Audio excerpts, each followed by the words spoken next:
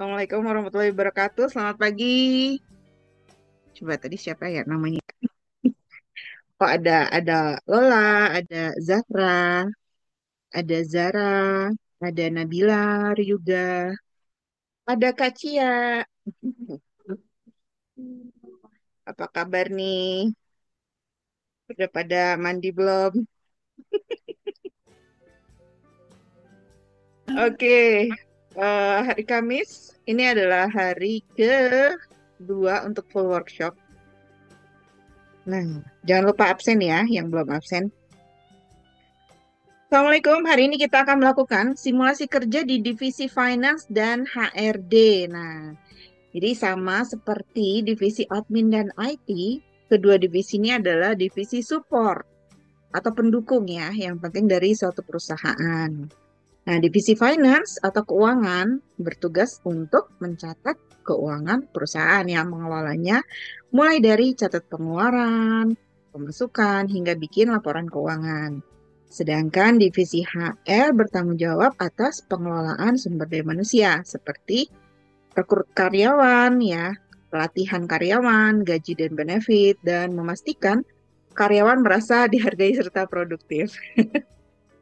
Memastikan lingkungan kerjanya oke ya, positif ya, yang menyenangkan untuk orang bekerja di sana. Terus apa aja sih yang akan dikerjakan di masing-masing divisi itu? Ayo kita lihat sama-sama. Nah, seperti biasa sebelum mulai kerja buat dulu to-do list saat morning briefing. Dan kalau udah dicentang dan isi formulir closing log nanti ya kalau udah selesai. Oke, nah hari ini ada beberapa email di divisi finance, HR, dan di divisi, oh ini chat ini divisi HR ya. Kalau kamu mau lihat, ini bisa kamu buka. Aku udah buka belum sih? Udah ya. Oh, ini kurang. Yang divisi finance, passwordnya finance 123 ya. Itu ada passwordnya kok di sini. Kamu tinggal ikutin aja. Tuh ada lagi nih yang nggak bisa masuk. Aduh, pilih hari 2 masuk ke Zoom di hari 2. Be prepare ya guys, sebelum jam 8 harusnya udah ready. Karena kalau kamu sekolah juga kan pasti nggak mungkin jam 7 kamu baru mau jalan ya nggak sih? Pasti sebelumnya kamu udah siap-siap dulu. Oke, divisi finance. Oke, ini ada email. Beberapa email. Ini sebenarnya sih data untuk nanti tugas ya. Jadi kalau kamu lihat sekarang kamu mungkin masih bingung nih apaan gitu. Jadi nggak usah terlalu di ini dulu, nggak usah terlalu dilihat-lihat dulu. Yang divisi HR juga ini lebih ke apa? Iya, nanti ada tugas di HRD. Terus untuk chat juga. Untuk chat lebih ke tugas nanti, oke? Jangan lupa yang masukin dulu ininya, to-do list-nya. eh Morning briefing, terus untuk tugas nanti kita satu aja ya. Untuk ini kemarin udah ya, aku belum iniin. Kerja HR, nanti ini satu tugas aja, supaya nggak terlalu banyak kerja finance. Ya, oke, kita lihat tontonan supaya nggak ngantuk. Oke, nah divisi finance dulu ya, yang mumet dulu nih. Presentasi ini bisa kamu klik kanan new tab. Nah ini simulasi kerja di divisi finance dan accounting. Nah, finance itu tuh eh, apa eh, kemampuan dasarnya tuh matematik ya. Mungkin kalau kamu di SMA itu kan nanti ada nggak tahu nanti ya, tapi kalau sekarang kan ada yang jurusan IPA, ada jurusan IPS. Nah, kalau anak IPA kan ya jelas emang harus bisa matematik kan. Apa mungkin nanti ke jurusan kuliahnya komputer gitu segala macam. Tapi kalau IPS yang suka matematik ujung-ujungnya nanti masuknya ke finance dan accounting ya. Oke, Yeay. tugas utamanya melaporkan seluruh kegiatan keuangan ya. Kan perusahaan itu ingat nggak kemarin tujuannya apa sih? Tujuannya untuk nyari duit kan. Kalau duitnya nggak dicatat ya gimana gitu. Juga untuk memastikan perusahaannya tuh sehat. Jadi kan mungkin aja dia penghasilannya banyak tapi utangnya juga banyak. Nah, itu kayak gimana tuh kalau gitu? Nah, itu yang analisa adalah divisi finance dan accounting. Oh, ini gambarannya. Jadi kegiatannya apa? Kayak input-input data keuangan gitu ya. Dicatat kan, misalnya Furnitera ini kan jualan furnitur ya. Oh, hari ini ada yang beli furnitur meja 10, kursi 12 gitu. Itu nanti dicatat. Berapa penghasilannya? Mejanya misalnya satunya 10.000, 10.000. Jangan deh, 1 juta lah, 1 juta. Kalau misalnya 10 kan jadi 10 juta gitu. Itu harus dicatat ya. Juga pengeluaran, misalnya hari ini ada bayar apa biaya showroom gitu kan, ada sewa kan, biaya sewa di showroom gitu. Nah, itu harus dicatat juga. Terus selain itu ada juga yang kan kalau kita biasanya beli di kayak di apa namanya di S hardware atau apa itu kan bayarnya kan cash ya, bukannya cash duit sih. Maksudnya kalaupun kita bayar pakai kartu kredit itu dari perusahaan tuh udah bisa istilahnya kartu kredit itu udah langsung masuk gitu ya. Tapi kalau ada juga yang beli tapi ngutang gitu. Ada kita misalnya jual jual furnitur itu ke bank ya, misalnya bank BCA lah, udah yang gampangnya lah.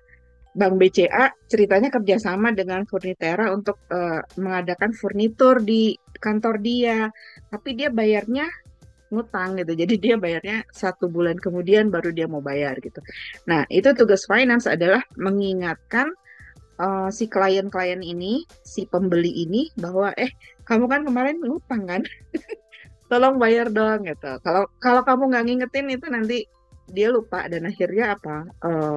Keuangan perusahaan jadi berantakan kan, karena yang tadinya harusnya ada duit tapi duitnya nggak ada gitu, gara-gara belum dibayar. Terus tugasnya juga kayak bikin budget. Kalau kamu mungkin pernah nggak bikin budget, misalnya di bulan ini kamu budgetin untuk transportasi 100.000 misalnya, untuk beli pulsa 20.000 gitu. Nah, perusahaan juga bikin budget gitu.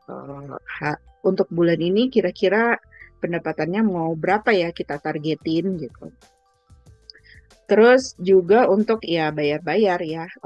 Tadi bayar misalnya bayar listrik, bayar sewa, segala macam itu finance yang ngurus. Oke, nah ini contoh struktur organisasi di divisi finance-nya Furnitera. Ada manajernya namanya Ibu Rini, terus ada finance staff, Nesha, ada accounting staff, Nita, ada tax, itu pajak ya, Andri namanya, sama junior analis namanya Edwin. Oke, apa aja sih pekerjaan yang dilakukan orang-orang ini? Kategori pekerjaan itu ada eh, kategorinya tuh yang besarnya itu ada keuangan perusahaan, ada akuntansi, hutang sama piutang. Hutang itu berarti kita eh, beli sesuatu tapi belum bayar gitu ya. Contohnya misalnya kalau sekarang token listrik bayarnya di ini ya, di depan ya, kayak beli pulsa dulu ya. Tapi dulu tuh listrik itu kita pakai dulu baru nanti kita bayar gitu. Piutang piutang berarti orang yang ngutang sama kita. Berarti misalnya tadi si Bank BCA apa namanya, beli furnitur tapi dia mau bayarnya 1 bulan kemudian, itu namanya piutang ya. Nah, kalau keuangan perusahaan tuh ngapain aja? Oh, dia mengelola kas, buku kas. Ada yang pernah bikin, hari ini aku dapat jajan dari mama 20.000 gitu. Terus dipakai untuk apa, transport 5.000, dipakai untuk apa namanya, fotokopi misalnya 1.000 gitu. Itu dicatat ya. Anggaran ini yang tadi yang budget. Terus proses bayar-bayar, oke, sama bikin rencana keuangan. Karena kalau perusahaan nggak punya rencana keuangan, ya nanti akhirnya jadi nggak ada apa, nggak terstruktur gitu ya. Ini sebenarnya kita mau mau jualan berapa sih targetnya gitu.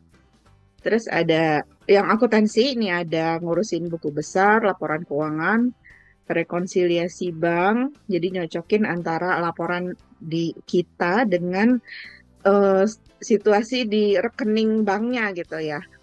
Terus ada pajak dan audit. Terus untuk hutang ada verifikasi tagihan, ya maksudnya kan kita ngutang nih, misalnya kita ngutang sama vendor ini deh, ATK, alat tulis kantor ya. Kita udah beli kertas nih, beli kertas 10 dus.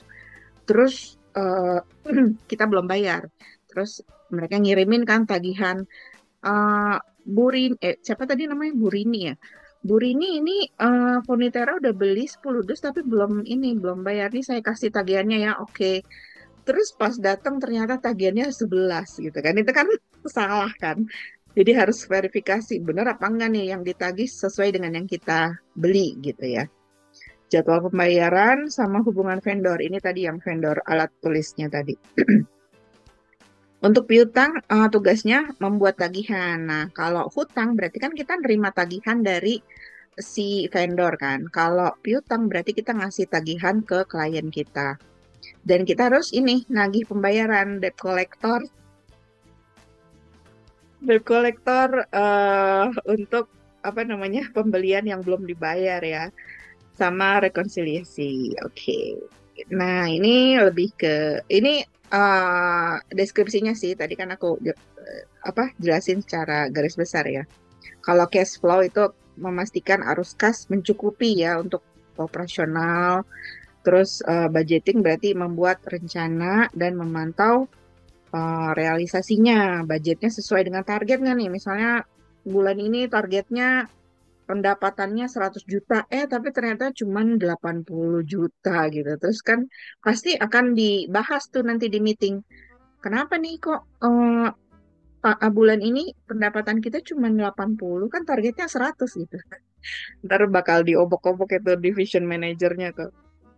Terus mengatur pembayaran, ini gaji karyawan udah jelas kan. Gaji itu jadi yang bikin kayak hitungan-hitungannya itu nanti HRD, tapi nanti yang ngebayar itu adalah finance ya. Dan biaya operasional. Menyusun strategi keuangan, oke. Ini yang akuntansi, memastikan semua transaksi tercatat dalam buku besar. Ini mungkin kalau kamu masih SMP, mungkin masih belum belum begitu tahu akuntansi ya, tapi nanti SMA harusnya sih udah ada, apalagi kalau kamu ambil IPS. Eh, intinya adalah pencatatan keuangan gitu, kalau akuntansi itu. Terus menyusun laporan keuangan seperti laporan laba rugi, neraca, dan laporan arus kas. Ya, ini jenis-jenis laporannya ya.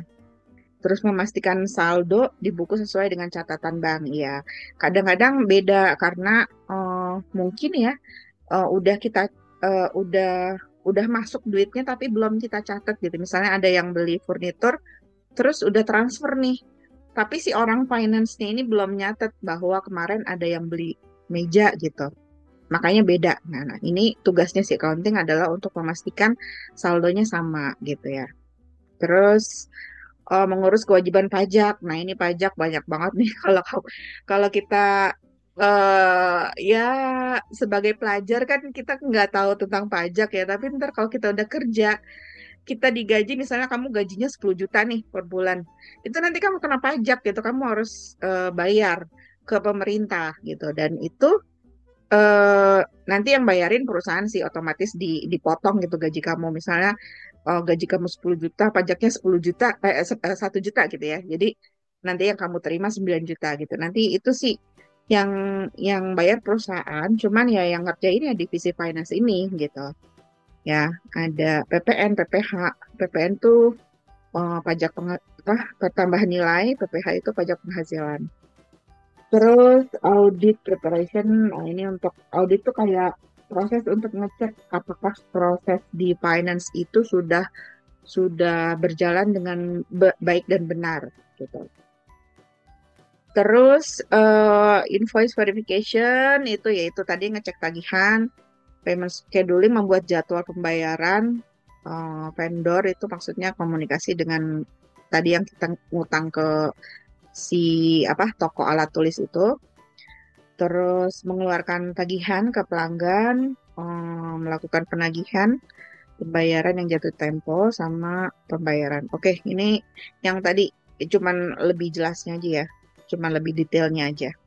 Tapi intinya kebayangkan ya. Jadi mulai dari pemasukan, pengeluaran, bayar tagihan sama nagih tagihan gitu. Oke, ini job desk-nya si finance manager nih ngapain aja sih? Oke, dia ternyata intinya adalah mengelola seluruh keuangan perusahaan ya. Terus kalau finance officer ya ini ada bagian-bagiannya. Kan tadi banyak tuh pekerjaannya kita bagi-bagi. Untuk kayak nyatat arus kas itu finance officer gitu ya. Membuat laporan kas juga finance officer. Kalau accounting itu kayak bikin apa tadi jurnal gitu ya. Terus melakukan rekon bank. Ini lebih ke detail. Sebenarnya sama yang seperti tadi udah dijelasin, cuman lebih ke detail aja. Nanti kamu juga bisa baca. Kalau misalnya ada pertanyaan juga bisa nanya ya. Oke, nah terus eh kebetulan yang untuk divisi finance belum ada komiknya. Komik A Day in the Life of.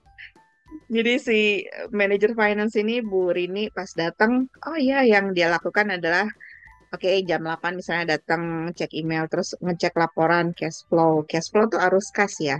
Jadi yang tadi yang pemasukan pengeluaran dari si finance. Terus bikin internal meeting. Oke, kita bahas dulu yuk gitu. Gimana nih? Udah dibayar belum utang-utang kita nih? Pembayaran ke vendor tuh maksudnya bayar utang ya. Terus gimana pembayaran yang mengalami keterlambatan? Nah, ini AR ini yang tadi yang piutang, yang orang-orang yang udah beli tapi belum bayar gitu ya. Terus gimana kondisi rekening bank kita gimana gitu. Terus pajak gimana? Terus rencana keuangan kita gimana? Nah, itu dia bahas tuh di meeting itu gitu ya. Mungkin nggak setiap hari sih. Kalau divisi IT mungkin yang kayak bikin software gitu kan, dia harus kayak setiap hari mantau ini gimana nih progres bikin fitur ini, bikin fitur ini. Tapi kalau keuangan mungkin nggak setiap hari, mungkin kayak seminggu sekali atau sebulan sekali ya. Terus memeriksa laporan bulanan, oke. Terus dia makan siang dulu dong. Sebenarnya kalau dipikir-pikir nih, eh, waktu tuh kayak berjalan cepat gitu loh. Pas kita datang jam 8 tiba-tiba udah makan siang. Padahal kayaknya belum banyak yang dikerjain gitu ya. Itu kalau pas kamu kerja. Terus bertemu setelah makan siang bertemu dengan tim sales dan marketing untuk diskusi anggaran. Nah kan, jadi kalau perusahaan itu kan nggak cuma satu divisi ya, kayak divisi penjualan dengan divisi pemasaran kan pasti ada anggarannya gitu, ada budgetnya juga. Mereka mau bikin ini nih, mau pasang iklan di Instagram, di Facebook, pasti kan butuh duit kan? Nggak mungkin dong dia apa masang iklan tapi kita nggak bayar ke Facebooknya gitu. Kita harus bayar. Nah itu harus diomongin tuh ke finance. Kita mau bikin promosi akhir tahun nih, tapi kita butuh dana, butuh dana. Oke, kita iniin sediain gitu, kata si divisi finance ya. Terus ini juga nih ada drama juga kan. Misalnya ada vendor yang mengancam akan menghentikan pengiriman bahan baku karena pembayaran terlambat. Misalnya ya, kan karena ini toko furnitur ya. Kan untuk bikin furniturnya kan pasti kita butuh kayu ya. Dan yang kita kan nggak mungkin eh, apa sih furnitera ini ucuk-ucuk datang ke hutan terus nebang-nebang kayu itu kan nggak mungkin kan. Pasti kita punya vendor untuk penyediaan kayu. Jadi kita pesen nih, pesen kayu misalnya 2 ton gitu. Kayu 2 ton, terus kita belum bayar nih gitu kan. Terus sih ininya marah. Ini udah 3 bulan kok nggak dibayar-bayar. Udah pokoknya besok saya nggak mau ngirimin lagi kayunya. Nah itu kan masalah besar kan. Karena kan ya kalau nggak ada bahan baku gimana mau berproduksi kan. Gimana kita mau bikin furniturnya gitu. Ya udah akhirnya di inilah meeting lah harus. Ini kenapa nih si vendor ini belum dibayar gitu? Apakah kita duitnya kurang atau mungkin jadwalnya nggak dijadwalin gitu? misalnya harusnya dia dibayar kapan tapi lupa dimasukin sama si orang finance-nya. Akhirnya diselesaikan oleh si Bu Rini ini. Terus brainstorming tentang strategi arus kas agar toko di Bandung bisa juga segera diluncurkan. Oke.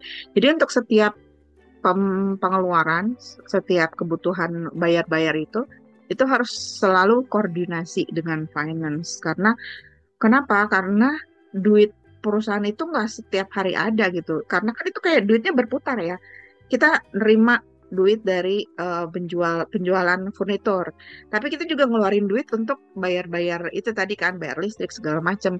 Jadi nggak setiap hari ada, kayak harus diatur gitu loh. Oh, ini kita lagi ada duit nih. Kita harus bayar dulu si vendor ini gitu. Atau misalnya mau gajian, ini sering banget di perusahaan itu mau gajian tapi nggak ada duitnya.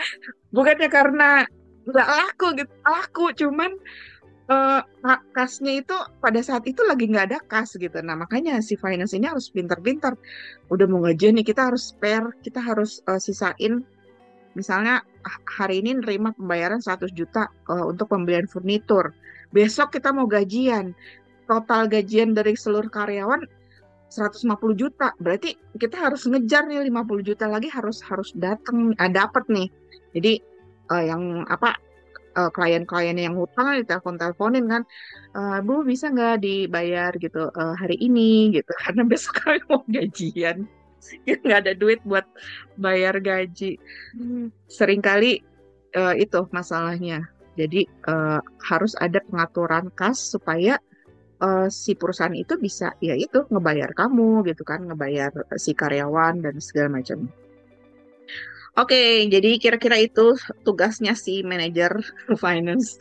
Ternyata rumit juga, tapi sebenarnya kalau kamu tertarik sama keuangan ya, tertarik sama matematik, keuangan, mungkin ini akan jadi hal yang menantang gitu, hal yang menarik buat kamu. Gimana caranya ngatur supaya perusahaan ini bisa jalan, bisa gajian, bisa dapetin target apa penjualan yang banyak gitu.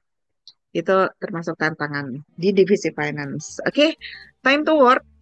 Ada 5 tugas, tapi kita kerjain satu aja. Nextnya sih ini untuk ini ya, biasa kayak kemarin. Kalau kamu mau jadi staf akuntansi, kamu kuliahnya di mana? Oh, ini staf akuntansi berarti di S1 akuntansi. Tapi bisa juga D3 ya, karena ini terutama untuk perusahaan yang tidak terlalu besar untuk posisi entry level. Entry level ya berarti kayak fresh graduate gitu yang kerjaannya nggak terlalu rumit gitu. Terus SMK juga bisa. Nah, seperti itu ya. Ini nanti kamu bisa lihat-lihat. Dan ini yang tadi. Hmm, sama kuis apakah kamu kira-kira cocok atau enggak ya untuk divisi finance. Nah, kamu isi aja. Misalnya kamu lebih suka kerja dengan apa, angka dan keuangan atau orang dan lain-lain. Oke. Nah, untuk tugas. Oke, tugasnya di sini. Udah buka.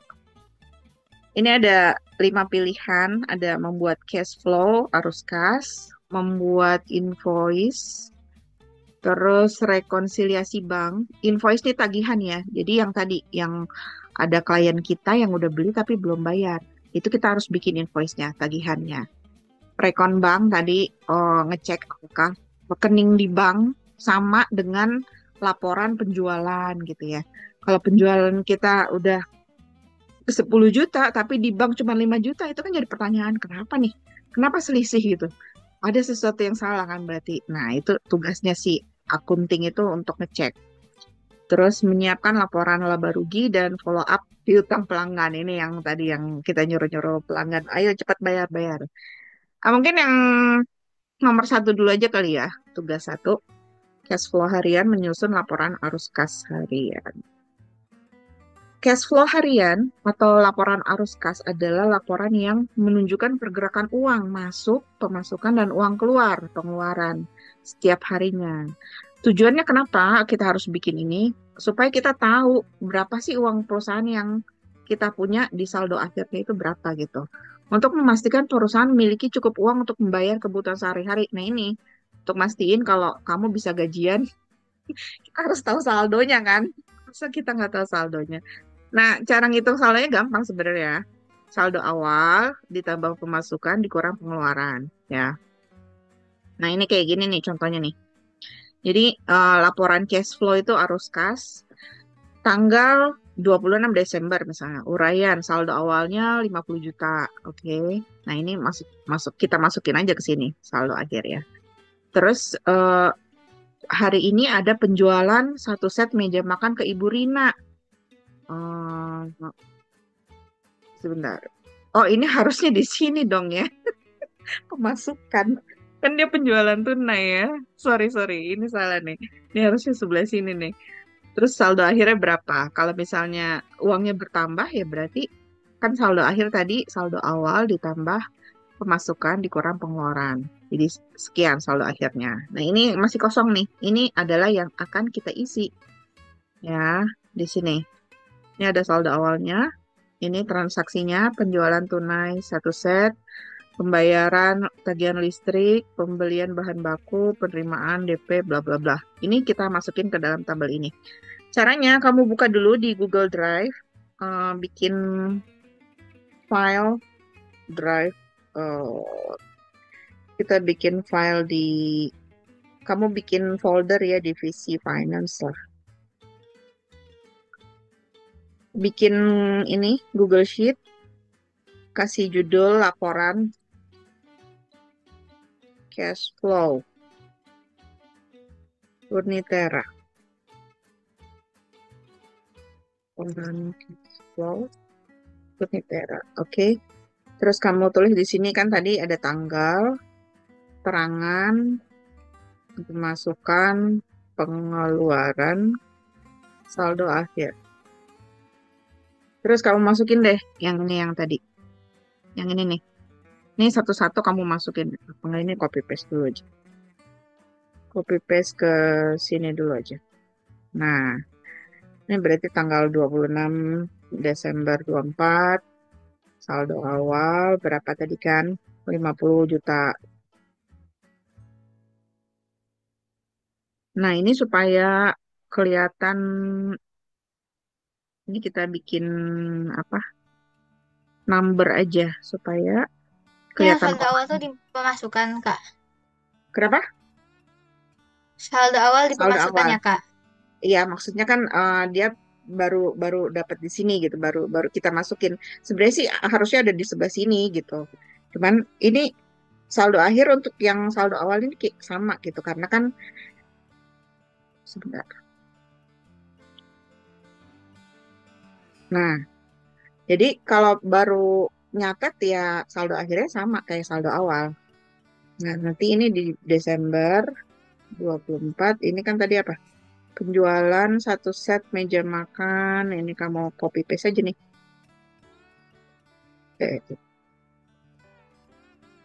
Urina. Pemasukan berapa? Karena kan dia kalau penjualan kan berarti dia dapat duit kan? Berarti masukin ke sini 4.500.000. 450. 4.500.000. Saldo akhir Kok berarti semurah itu ya? kenapa?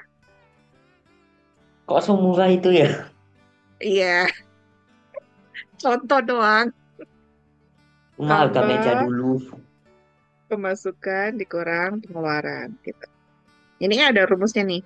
Jadi kalau di Excel atau di Google Sheet, kamu tinggal sama dengan itu maksudnya untuk ngitung saldo akhir itu berarti kan saldo awalnya berapa, ditambah pemasukannya berapa, dikurang pengeluarannya berapa gitu. Jadi kalau nanti kita input lagi, pembayaran tagihan listrik, berarti ini pengeluaran kan? Nah, ini berapa tadi? 950.000. Murah amat ya pabrik, 950.000. Ini juga sama rumusnya, kamu tinggal copy paste saja kita ya. Nanti ininya dirapiin supaya kelihatan semua keterangannya. Oke? Silakan dikerjakan, waktunya 10 menit sampai 8.40. Udah pada selesai? Break sampai 8. Oh, sampai jam 9 ya. Oke, masih banyak kereta waktunya, guys. Aku kok ingetnya 8.45 sih. Kalau ada yang udah selesai, kasih tahu aja. Atau bisa langsung cobain yang lain tugasnya. Atau mau break juga nggak apa-apa. Kak Sari, Kak Sari. Hah?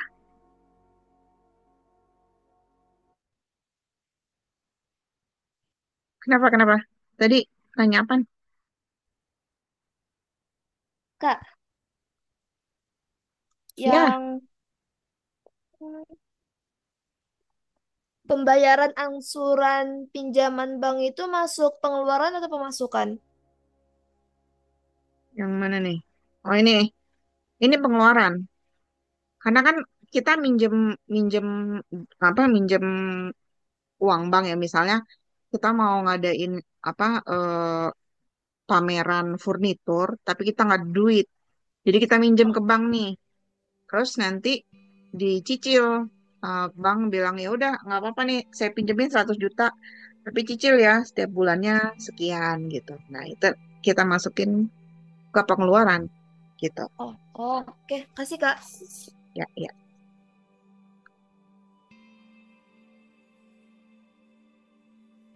Kalau Yutang seru nih. Follow up Yutang. Follow up Yutang. Kita kayak ngingetin. Oh, ini ada di ininya ya. Ada di emailnya ya. Oh ya, email divisi finance. Coba aku lihat deh. Oke, jadi yang Yutang ini kita harus ngelihat emailnya si klien. Misalnya si Dita. Selamat pagi Bu Dita. Menindaklanjuti pembicaraan kita di telepon. Mohon informasi apakah ada update terkait pembayaran invoice sekian atas kerjasamanya, kami ucapkan terima kasih. Jadi dia udah beli barang, dia belum bayar kan? Ini adalah email untuk menagih dia. Terus si Dita ini bilang, Dear Ama, setelah diskusi dengan atasan, saya informasikan bahwa tagihan Furnitera akan kami bayar di bulan Januari, gitu. Perkiraan tanggal pembayaran 10 Januari. Nah, ini perlu dicatat nih untuk si divisi finance. Kenapa? Karena nanti kalau tanggal 10 belum ada pembayaran, perlu ditanyain lagi, katanya mau bayar gitu. Gitu ya. Ini untuk yang tugas nomor 5 sih. Ini ada yang di email tapi dia lagi liburan gitu. Ini ada yang di email ini lagi cuti, terus ada yang di email tapi dia bilang masa sih invoice-nya aja belum ada. Kadang kayak gitu, udah dikirimin invoice-nya tapi ngakunya belum terima gitu ya. Nggak tahu apakah mungkin pas, tergantung ya, invoice bisa dikirim lewat digital ataupun apa, invoice yang manual gitu, jadi kita ngirim surat ke company tersebut. Terus kadang suratnya nggak nyampe atau hilang, keselip gitu kan. Atau nggak kalau untuk yang digital ya mungkin aja kita belum klik send gitu. Atau pas yang kayak kemarin servernya lagi error segala macam bisa jadi. Nah, gunanya si finance untuk follow up adalah itu untuk memastikan bahwa invoice-nya udah nyampe belum sih gitu. Tagihannya udah nyampe atau belum? Kalau udah, kira-kira kapan mau dibayar nih gitu. Terus ini ada juga yang orangnya baru balik dari cuti melahirkan, jadi dia baru baru nerima email kamu gitu. Ya, Penerimaan pembayaran DP termasuk pengeluaran. pembayaran DP yang mana nih? Oh, bukan. Ini kan kita selain jual furnitur, kita juga nyediain jasa konsultasi kan. Kita konsultasi gitu juga dibayar sama si klien. Nah, cuman ada yang bayarnya tunai, ada yang bayarnya yang tadi kan, yang ya udah bayarnya bulan depan gitu. Ada juga yang ngasih DP. DP itu down payment. Jadi kayak dibayar di muka. Kayak misalnya kamu mau beli rumah nih, kamu harus bayar ini dulu, uang muka dulu. Rumahnya 100 juta, kamu bayar uang muka 10 juta gitu. Nah, ini berarti penerimaan, pemasukan kita udah ngasih jasa desain interior, terus dia mau bayar, ya udah nih uang mukanya 7 juta gitu. Kalau aku dulu pernah tuh, 300 apa ya? Ya pokoknya intinya pas mau gajian, duit kurang kan. Akhirnya apa? Ditalangin sama owner pakai duit pribadi 300 juta. Pakai duit pribadi. Iya, sama CEO-nya. Oh, pernah juga ini. eh karena kekurangan duit gitu, akhirnya yang gajian yang staffnya dulu, yang manajernya ini belakangan. Manajer sabar-sabar dulu tuh ya. Iya, karena kan gaji manajer kan gede kan. Kalau manajernya Iya. dulu yang dibayar, ntar karyawannya nggak gajian dan pada protes dong ya nggak? 60.400.000. Kayaknya Ya, aku salah itu deh. Aku gimana juga beda minus deh. minus 2 juta? Wah, ini ada korupsi nih. Ada yang korupsi. Bisa salah ya. Korupsi 62 juta. Oh, bentar, ini ada pertanyaan. Buat tugasnya di email masing-masing. Enggak sih di Google Drive ya, di Google Drive masing-masing, masing-masing. Terus ini bisa sih kalau kamu mau kirim, kamu pencet aja di ini klik share gitu kan. Terus apakah mau ngasih linknya doang atau langsung ngasih ke filenya ini Furnitera gitu. Klik send gitu aja. Share anyway. Ini namanya magang. Kalau ini apa nih ya? Nggak enaknya jadi orang kantoran itu biasanya lembur tuh nggak dibayar, guys. Yang dibayar itu biasanya orang pabrik. Kalau orang pabrik lembur dibayar. Tapi kalau orang kantoran itu cuman misalnya kita nih lembur nih sampai malam sampai jam 9. Paling cuma dikasih makan malam doang. Aku belum, Kak. Ah, belum. Iya, lembur-lembur. Sekarang lanjut dulu ya. Divisi HR. Kita lihat simulasi kerja di divisi Human Resource. Tugas utamanya apa sih, guys? Nah, dia mengelola sumber daya manusia perusahaan secara efektif untuk mencapai tujuan bisnis. Jadi ini kerjaan yang kelihatannya gampang, tapi sebenarnya gampang-gampang susah ya. Soalnya yang namanya orang itu kan nggak kayak robot ya. Kalau robot kan kita bisa ngasih, oke, kamu kerjanya ini, kamu kerjain dari jam segini sampai jam segini, dan dia nggak ada protes apa-apa kan. Tapi kalau orang, bisa jadi kan hari itu dia sakit gitu, terus jadi nggak optimal. Jadi kerjanya mungkin dari jam 8 sampai jam 4 itu udah kayak mau pingsan gitu kan. Dan kita nggak mungkin kan jadi HRD itu nggak mungkin. Oh, kamu harusnya kerja sampai jam 5 nih. Pokoknya nggak mau tahu harus kerja sampai jam 5 gitu. Nggak mungkin. Karena itu kan yang kita, ini kan orang kan, karyawan gitu. Nah, banyak sekali masalah-masalah yang berkaitan dengan karyawan. Karena ya yang namanya orang kan beda-beda. Gitu. Nah, kita lihat divisi HR itu, nah ini ada beberapa fotonya. Ini nih orang lagi nunggu ini ya interview ya. Nungguin dipanggil untuk wawancara kerja. Terus ini, oh ini mungkin udah diterima. Oke, kamu diterima ya. Yeay, selamat kamu kerja di sini. Terus ini, oh, HRD juga harus menengahi konflik gitu. Kalau misalnya si kamu nih, misalnya kamu yang cewek nih, terus ini sama sama rekan kerja kamu yang si cowok ini berantem gitu karena mungkin itu kan kemarin aku yang ngerjain kok kamu yang bilang kamu yang ngerjain bla bla bla, wah berantem gitu. Nah, HRD itu fungsinya untuk nengahin orang-orang ini gitu. Terus ada juga yang ya konsultasi ya kan, misalnya Bu gimana nih saya kok udah 1 tahun tapi nggak naik gaji gitu. Itu konsultasi dengan HRD gitu. Nah, dia juga yang ngurus perhitungan gaji karena kan dia yang nentuin misalnya posisi sebagai kasir gajinya misalnya berapa, 3 juta gitu. Posisi sebagai manajer gajinya misalnya 15 juta. Nah, dia yang ngitung-ngitung ininya apa? eh apa? perhitungannya ya. Sedangkan yang bayarnya sih tetap finance, tapi yang rinciannya itu HRD. Terus dia juga bikin kayak training gitu, bikin training apa gitu ya untuk yang skillnya. Misalnya kalau IT mungkin dia bikin training programming gitu. Nggak harus dia sendiri yang ngajar, tapi dia kayak bisa pakai vendor gitu. Jadi dia hubungin perusahaan training, terus bilang, ya udah kita mau pesan training nih buat orang-orang IT untuk misalnya 3 hari gitu. Atau dia sendiri yang ngadain juga bisa. Misalnya training tentang keselamatan kerja gitu. Nah, dia bisa bikin apa materi sendiri gitu ya.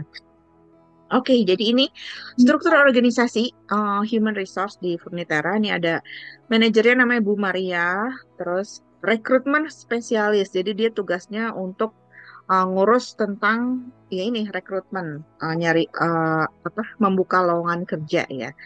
Terus training and development specialist namanya Farah. Jadi dia yang ngurus tentang oke, kita mau training apa nih bulan ini gitu atau mungkin mau bikin employee gathering gitu, family gathering gitu.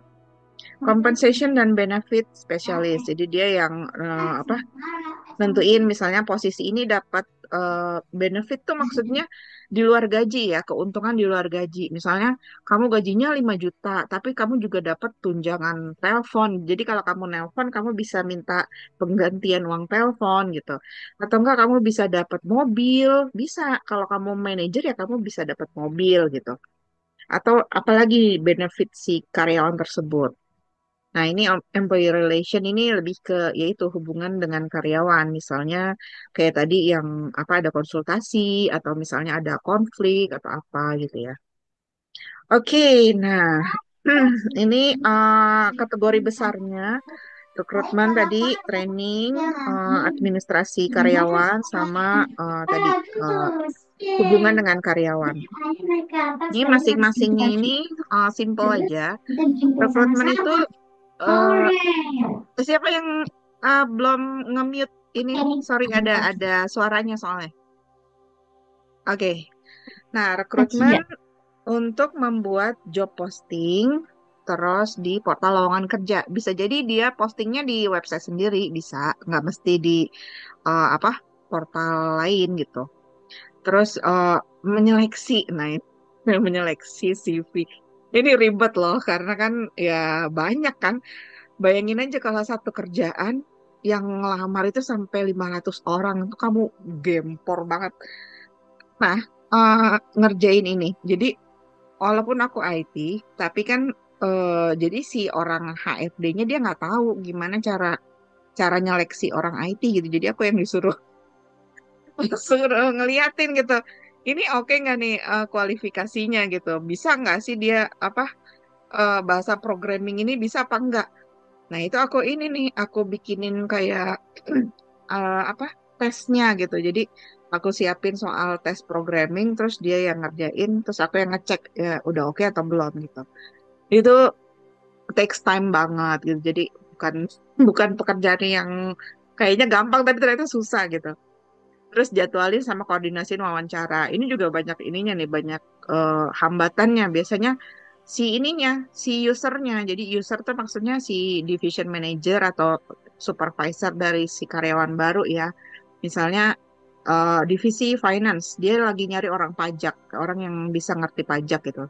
Tapi si manajernya ini sibuk gitu. Jadi, Bu, ini udah ada kandidatnya 3 orang mau wawancara tapi dia sibuk jadi kayak nyari jadwalnya itu agak sulit gitu.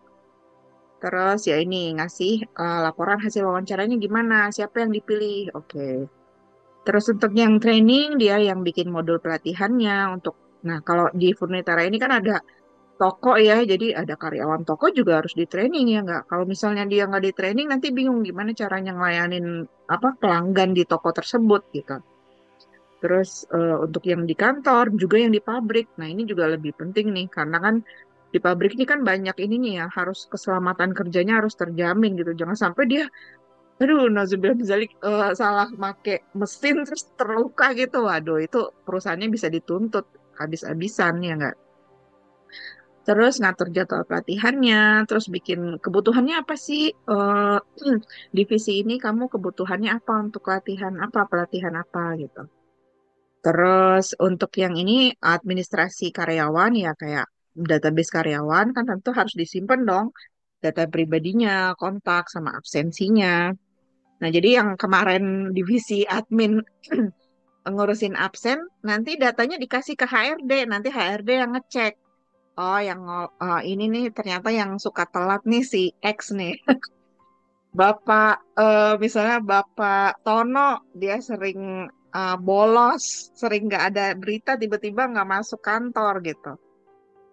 Terus mengelola dokumen onboarding, offboarding. Nah, onboarding ini adalah proses masuknya satu karyawan baru.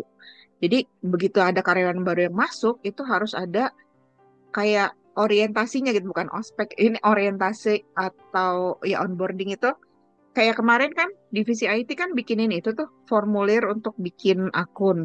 Itu termasuk onboarding gitu. Jadi harus ada beberapa checklistnya. Oh ya, ini udah dikasih akun, udah dikasih email, udah dikasih komputer, udah dikasih apa-apa-apa itu ada checklistnya. Terus offboarding berarti karyawannya mau resign, mau keluar. Jadi harus ada checklistnya juga. Contohnya apa? Ya kalau dia punya email, emailnya harus dinonaktifin gitu. Karena kalau enggak, nanti dia pindah nih ke perusahaan kompetitor. Dia masih bisa ngecek email yang perusahaan kita. Wah, ketahuan dong. Ya enggak? Kita rahasia rahasia perusahaan dia jadi tahu gitu. Itu harus di iniin di ada checklistnya gitu. Kalau enggak nanti kelupaan. Atau enggak malah justru yang ini dia dikasih laptop. Begitu dia resign ya laptopnya harus dibalikin. Jangan sampai lupa gitu. Kalau lupa kan ntar diambil aset perusahaan. Oke, terus yang ini employee relation. Nah, ini engagement dari si karyawannya ya, employee gathering gitu. Jadi kan supaya orang itu kerja itu nggak cuman dikejar target doang, bosen kan, kayak capek gitu kerja mulu, nggak ada ininya, nggak ada refreshingnya. Nah, gathering ini buat bikin semua berkumpul, terus oke, eh, jadi lebih mengenal satu sama lain gitu. Terus mendengar dan mencatat keluhan sama menangani konflik antara karyawan dan manajemen. Karena kalau enggak, nanti karyawannya bisa ya misalnya di pabrik nih, di pabrik terus dia ada masalah, terus akhirnya dia demo, kan akhirnya pabriknya jadi nggak ini kan, nggak berjalan, jadinya produksinya terhambat. Akhirnya apa? Penghasilan perusahaan juga jadi berkurang karena nggak jadi produksi gitu. Ini pokoknya HRD ini perannya sangat penting ya. Nah, ini tugas-tugas masing-masing. Jadi ya ini strateginya, terus ini yang tadi deskripsi jobnya seperti apa, terus ini yang tadi ya, ini sebenarnya cuman rincian dari yang tadi aku jelasin. Nanti bisa kamu baca. Oke, terus, nah ini juga sama. Jadi contohnya si Ibu Maria baru datang terus nyiapin laporan tentang turnover. Turnover itu maksudnya eh, persentase orang yang resign, yang keluar dari perusahaan. Kenapa turnover ini diusahakan harus rendah? Jadi salah satu performance-nya si HR di mata bos itu adalah perusahaan harus punya turnover yang rendah. Karena kalau tinggi itu akan menyulitkan kegiatan operasional. Contohnya ya, misalnya eh, di orang IT deh, IT, misalnya divisi IT terus ada yang resign, kan otomatis kita harus kayak mengganti orang tersebut kan, tapi kan gantinya kan nggak langsung hari ini resign besok tiba-tiba ada yang gantiin, enggak kan, harus ada prosesnya kan, butuh waktu, terus kita harus ngajarin orang itu lagi ya nggak. Oh, gini loh cara bikin program di perusahaan kita tuh kayak gini gitu. Terus atau enggak yang pabrik eh, harus di training lagi kan. Jadi kayak kayak butuh waktu dan tenaga, biaya juga. Makanya si bos itu, perusahaan itu ingin si HRD ini menekan supaya si turnovernya ini rendah gitu. Terus dia morning briefing gitu, terus meeting dengan divisi operasi untuk ya ini rekrutmen, apakah butuh orang yang baru di pabrik. Kalau misalnya produksinya lagi tinggi kan otomatis kayak butuh karyawan kan, apakah itu karyawan yang mau jadi permanen atau kontrak doang, misalnya kontrak selama 3 bulan gitu. Setelah itu udah dilepas apa gimana gitu. Dia harus harus dijelasin gitu, diperjelas. Terus em, lunch break, mengadakan sesi coaching dengan staff ya ini yang tadi ada yang mengeluh gitu karena misalnya Bu gimana ya saya kok bekerja nggak semangat. Kenapa kamu nggak semangat? Oh saya gajinya dari 5 tahun saya kerja di sini nggak pernah naik gaji gitu. Bisa jadi kan.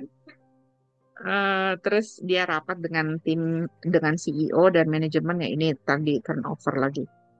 Oke, itu contoh eh, keseharian si manajer. Yang lainnya ada di belakang sini ya. Time to work. Nah, ini juga sama. Kalau kamu lihat orang-orang HRD ini lebih banyak yang dibutuhkan dari jurusan psikologi. Ini emang ini sih kayak apa main main requirement-nya ya. Jadi kebutuhan utamanya adalah dari psikologi. Jadi kalau kamu bingung ya, ini orang psikologi sebenarnya ntar kerjanya apa sih gitu? Ya kerjanya ini bisa di HRD gitu. Orang psikologi itu nggak harus jadi psikolog, tapi bisa bisa banget dan emang sebagian besar emang masuknya ke divisi HRD gitu. Selain psikologi apalagi? Oh bisa manajemen atau komunikasi kayak gitu. Ini nanti kamu bisa lihat di sini ya. Oh, ini juga ada kuisnya. Apakah kamu lebih cocoknya di mana nih di divisi HR gitu? Apakah kamu cocoknya di training atau cocoknya di apa namanya tadi rekrutmen atau apa gitu ya? Bisa kamu isi. Oke, untuk tugas, let's see. Aduh, ini kok nggak bisa dibilang.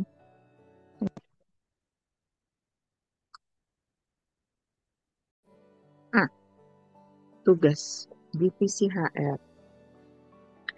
Ada 5 tugas. Tugas 1 membuat job posting untuk rekrutmen. Tugas 2 menyaring CV. Tugas 3 menyusun laporan absen. Tugas 4 bikin poster. Ini yang tadi Canva ini. Terus tugas 5 bikin email pengumuman. Ini kayaknya mudah-mudah ya. Gampang-gampang. Jadi kamu bisa bikin beberapa.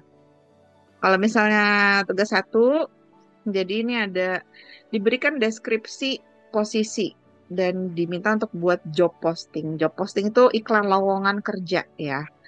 Eh, ini komponennya adalah judul kerjanya apa. Kamu harus kasih tahu juga tentang perusahaan.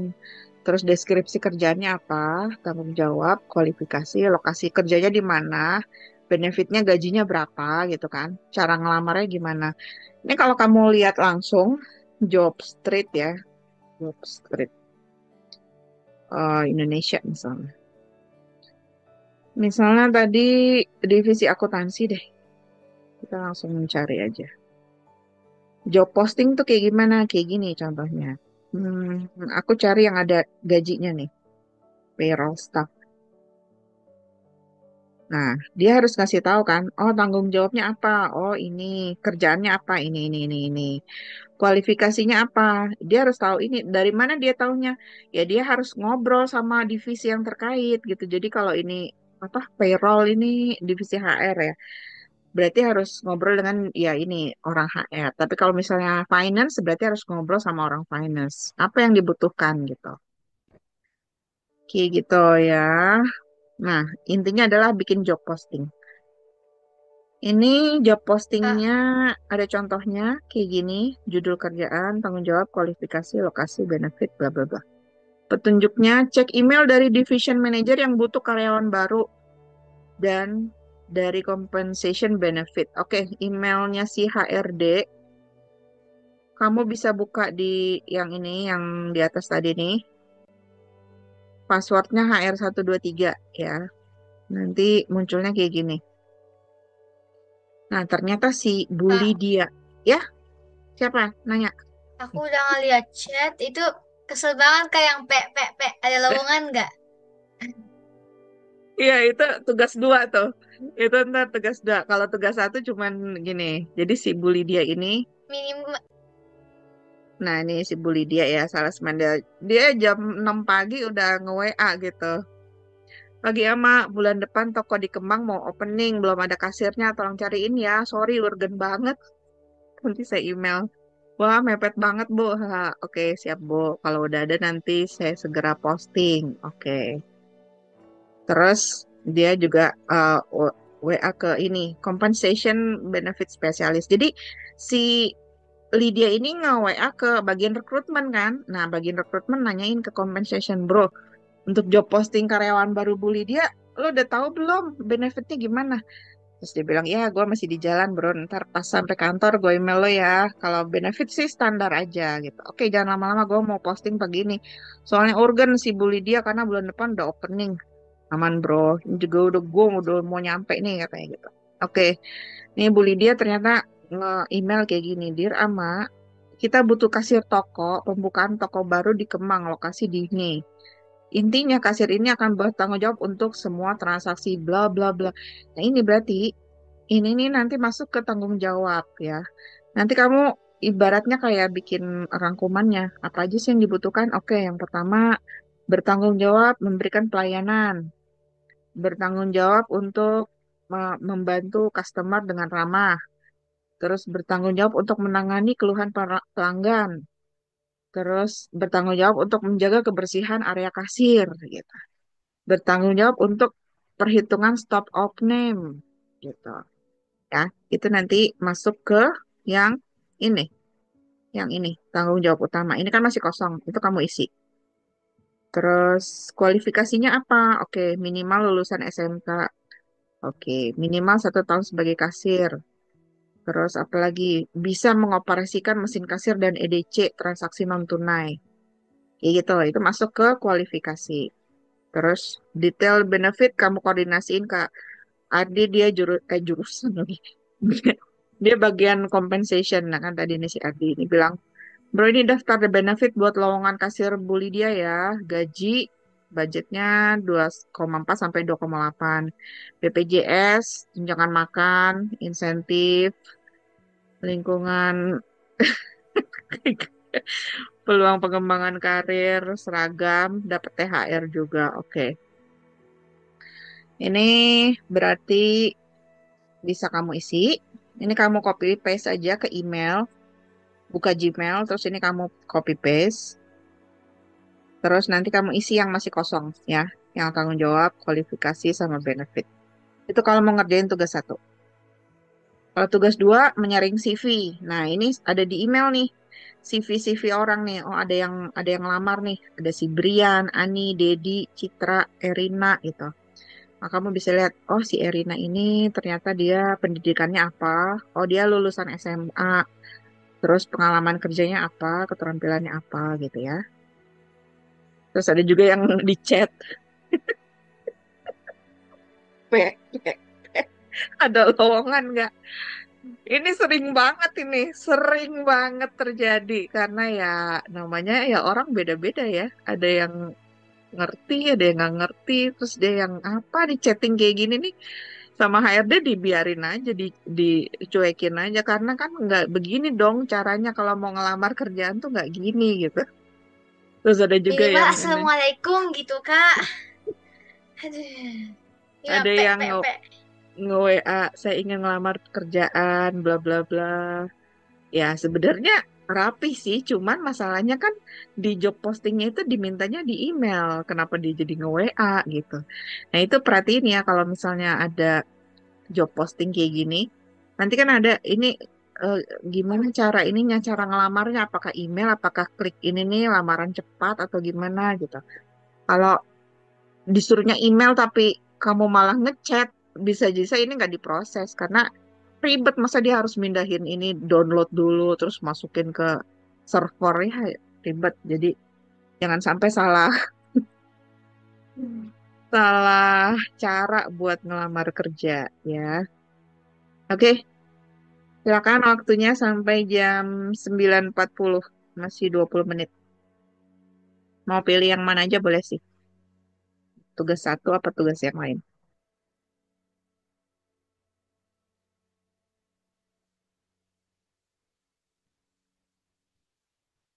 Kalau ada pertanyaan bilang ya kalau ada yang nggak ngerti.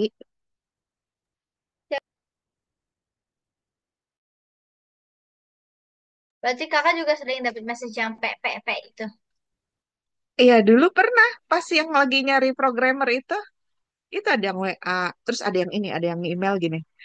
Kak, tolong dong itu biasanya kan ini apa eh, ngelamar kerjaan tapi nggak ada kabarnya. Tolong ya, saya pengen dikasih tahu kalau saya lulus apa enggak nih, diterima atau enggak ini. Terus aku yang, ah gimana ya? Kan itu kan harusnya kan tugasnya HR ya.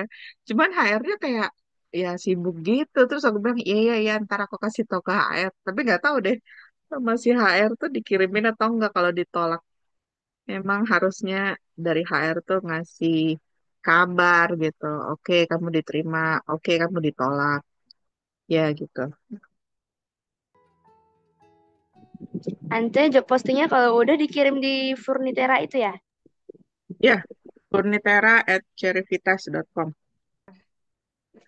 Udah jam 9.42, break dulu. Kalau yang mau minum atau ngapain, ngobrol-ngobrol juga.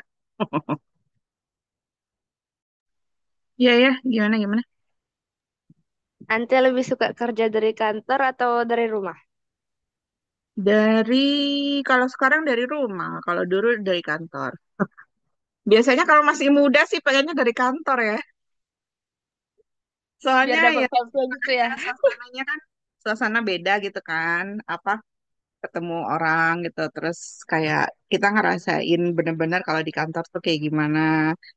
Terus mungkin ya kalau misalnya ada acara-acara kantor kan kita bisa langsung ikut gitu. Misalnya ada mungkin nih ada yang ulang tahun terus bawa ini makanan. Wah, biasa bagi-bagi kayak berasa ini aja gitu, berasa kerjanya gitu. Tapi kalau sekarang sih udah ya itu buat aku udah lewat. Maksudnya yang sekarang lebih sukanya di rumah aja lah ngapain kayak gitu-gitu. Tapi kalau misalnya yang muda sih biasanya sih pengennya di kantor. Gitu. Nah, kan berarti kan kayak butuh waktu ya 1-2 jam, ya 1,5 jam lah, 1,5 jam dari rumah ke kantor. Dengan kalau di rumah kan udah tinggal buka laptop terus langsung kerja gitu. Kalau Enaknya kalau WFH. misal kalau misalnya pergi kantor, persiapannya bisa 3 jam sebelum pergi. Tapi kalau misalnya WFH, 5 menit sebelum itu baru buka. Iya, iya benar. Itu pun kan ada kantor yang ini kan, ada kantor yang absen gitu, yang harus pokoknya kalau udah mulai harus absen gitu. Terus ada yang ini, ada yang mantau apa apa aktivitas di komputer gitu. Jadi dari IT-nya tuh dipasangin kayak program. Ntar kita ngapain aja di komputer ketahuan gitu. Jadi kayak misalnya kalau kita main game, bukannya Ngambil. kerja gitu, kita ketahuan gitu. Ada yang kayak gitu. Ada yang kantor yang minta report gitu. Sehari ini kamu udah ngerjain apa aja kan, apalagi kalau IT kan, kayak harus ngerjain fitur apa aja nih yang dibenerin errornya apa aja gitu. Itu harus detail tuh gitu. Ada yang kayak gitu. Pokoknya ya macam-macam lah. Jadi kalau misalnya kantornya santai ya, mungkin kamu telat juga nggak ketahuan gitu. Yang penting kalau misalnya ada chat di WA, kebutuhan apa gitu, ada yang nanya gitu, ini gimana gimana ya kita harus balas lah gitu. Oke, closing log buat yang udah, jangan lupa diisi. Jadi gini, kayak waktu kemarin Cerita ngadain magang, itu kan, nah nih ada laporan magang. Nah, laporan magang ini kan dibuat pada akhir magang ya. Sebenarnya waktu magang itu juga aku minta masing-masing bikin log gitu, hari ini ngerjain apa. Tujuannya apa? Supaya pas kamu bikin laporan magang, kamu nggak lupa kamu kemarin ngapain aja ya. Gitu. Kalau misalnya nggak bikin log kayak gitu, pasti lupa deh. Tapi kalau kamu bikin log, nanti, oh iya kan kemarin aku ngerjain ini, ngerjain ini. Ini kamu bisa baca-baca nih yang udah pernah magang di Cervitas. Kalau ada yang masih bingung, mau nanya-nanya, bisa nanti di WA. Intinya dari kegiatan kita kali ini adalah kita mempelajari bagaimana sih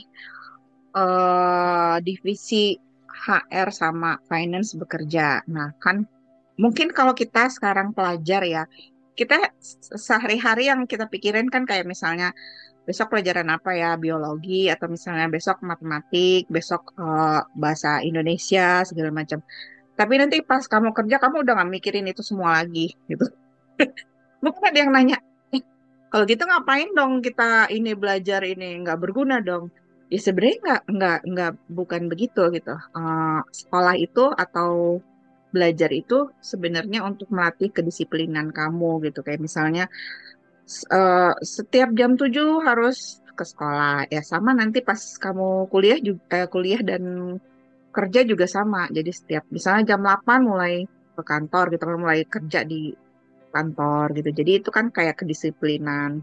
Terus juga membantu kamu untuk apa berpikir dengan kreatif, berpikir kritis gitu ya. Gimana cara memecahkan masalah. Walaupun kamu udah nggak ingat lagi tuh rumus-rumus luas keliling, rumus-rumus apa sinus kosinus di ini di apa di matematik SMP atau SMA itu kamu mungkin udah nggak ingat lagi. Tapi yang kamu dapatkan dari sekolah itu adalah yaitu kedisiplinan sama cara berpikir kamu. Nanti kalau kamu kuliah, kamu juga eh, yang kamu fokuskan itu adalah bagaimana kamu bisa mengatur waktu dengan baik. Karena kalau di sekolah itu kan udah ada jadwalnya ya. Setiap hari itu kan udah ada, misalnya hari ini pelajaran apa. Besok kamu harus belajar karena besoknya lagi kamu mau ujian kayak gitu. Tapi kalau di kuliah itu nggak ada yang apa ibaratnya itu kalau di sekolah kan kita diingetin terus sama orang tua atau sama guru. Tapi kalau di kuliah nggak ada yang ngingetin gitu. Jadi kamu harus bisa atur waktu sendiri. Kadang anak-anak yang kuliah terus kayak baru selesai sekolah tuh yang wah seneng nih nggak ada yang ngeliatin aku belajar apa enggak gitu. Akhirnya jadi kebawa pergaulan. Akhirnya apa? Ya belajarnya keteteran gitu. Kadang lupa besok mau ujian akhirnya nggak belajar gitu kayak gitu-gitu. Nah, kalau kamu udah bisa ngatur waktu sendiri, nanti pas kamu kerja juga kayak gitu. Nanti kerja nggak ada yang kayak apa sih? Kayak bu guru di SD gitu yang PR udah selesai atau belum? Emang nanti ada kayak manajer. Tapi kalau kamu melakukan kesalahan, berapa kali melakukan kesalahan ya udah mungkin kamu dipecat gitu. Kalau sekolah kan nggak mungkin kan, 10 kali nggak ngerjain PR, kamu tetap masih sekolah di situ gitu, nggak akan dipecat. Tapi kalau kerja ya itu nanti kedisiplinan kamu akan berpengaruh, kemampuan kamu mengatur waktu berpengaruh, kemampuan kamu komunikasi berpengaruh. Jadi kalau di sekolah teman-temannya cuma satu sebaya ya, seumuran lah. Tapi kalau kerja ya teman kamu ya ada yang udah tua, ada yang masih muda. Ntar ada masalah apa di kantor juga sama. Mungkin aja nanti yang bikin masalah adalah ibu-ibu umur 50 gitu. Itu bisa jadi tantangan sendiri buat kamu gitu. Nah, kalau kamu udah dari sekarang udah kayak bisa ngelihat, oh ternyata nanti di kantor itu ada bagian apa sih gitu. Mungkin kamu jadi bisa mengerti tugas-tugasnya gitu kan. Dan setelah kamu ngerti tugas-tugasnya, mungkin kamu juga jadi bisa ngelihat, oke kalau aku mau jadi divisi HR, mungkin aku sebaiknya masuk psikologi ya, atau mungkin sebaiknya masuk manajemen ya gitu. Atau kalau misalnya finance, oh oke berarti aku harus masuk accounting gitu ya. Ini sebagai pembuka wawasan kamu untuk kedepannya dunia kerja seperti apa. Emang ini cuma salah satu ini ya, salah satu sisi ya. Karena ini kan kita ngomongin dunia kantoran ya. Karena yang kerja, namanya kerja itu kan beda-beda, nggak mesti kantoran doang. Kan ada yang kerja di luar gitu, kayak misalnya jadi pemandu wisata gitu kan. Itu pekerjaannya nggak ada yang kayak divisi finance apa gitu. Dia ya pekerjaannya memandu wisata gitu. Jadi ini salah satu wawasan kamu aja. Oke, buat besok agendanya simulasi kerja di divisi marketing dan sales. Untuk hari ini sudah selesai.